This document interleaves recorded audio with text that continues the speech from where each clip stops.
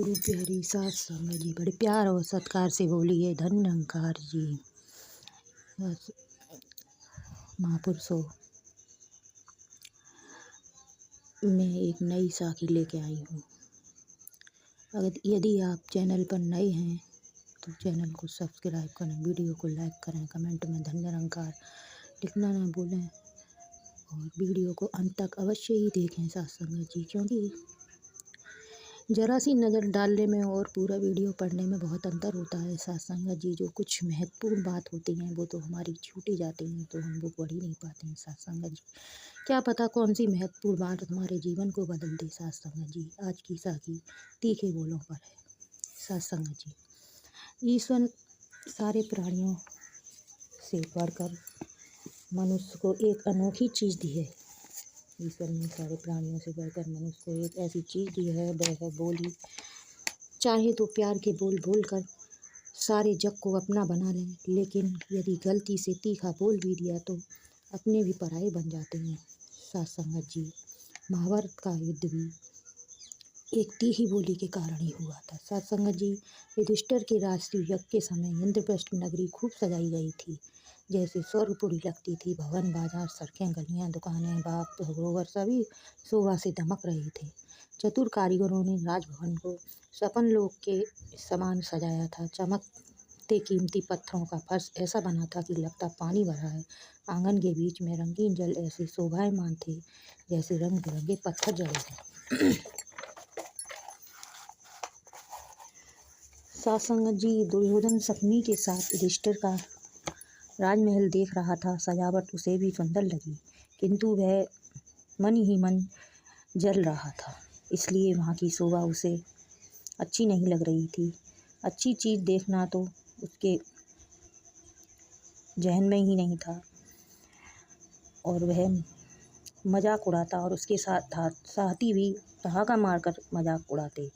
उनकी तीखी हंसी से सारा महल गूंज उठता था सास संगत जी। द्रौपदी ऊपर खिड़की से ये सब देख रही थी। दुर्योधन की यह हंसी सुनकर उसका दिल भी जल उठता था। वह करती क्या, दुर्योधन घूमते घूमते आंगन में पहुंचा। वह फर्श के रंग बिरंगे पत्थर ऐसे चमक रहे थे जैसे पानी भरा है। दुर्योधन सचमुच उसे पानी ही समझ बैठा। अपनी धोती भीगने के डर से घुटनों तक समझकर जैसे ही वह आगे पैर बढ़ाने लगा, द्रौपदी अपनी हंसी न रोक सकी। उसकी मूर्खता पर खिलखिला पड़ी। द्रौपदी का हंसना दुर्योधन को अत्यधिक बुरा लगा। वह शर्मा कर जल्दी जल्दी आगे बढ़ गया। दुर्योधन आंगन में उस जगह पहुंचा जहाँ रंग बिरंगा पानी भरा था, लेकिन कारीगरों की करामात से ऐसा लग रहा था जैसे रंग बिरंगे पत्थर जड़े हों। दुर्योधन ने कुछ समझ नहीं पाया। जैसे ही पैर आगे बढ़ाया कि छपाक से पानी में गिर पड़ा। उसके कीमती कपड़े पानी में तरबतर हो गए। दुर्योधन की मूर्खता पर द्रौपदी और उसकी सखियां भी हंसी। खिलखिलाहट से महल गूंज उठा। दुर्योधन झट पानी पर उठ खड़ा हुआ, अपने गीले कपड़े निचोड़ ही रहा था कि द्रौपदी ने व्यंग में कहा, अंधे की औलाद अंधी ही होती है। इसके बाद द्रौपदी की सखियों के साथ खिलखिला पड़ी।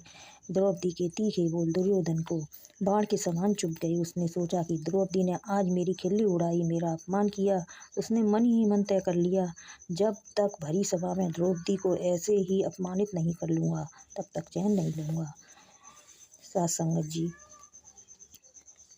यही मन में बेचैनी रखे हुए दुर्योधन में एक दिन महाभारत का कारण बन गई।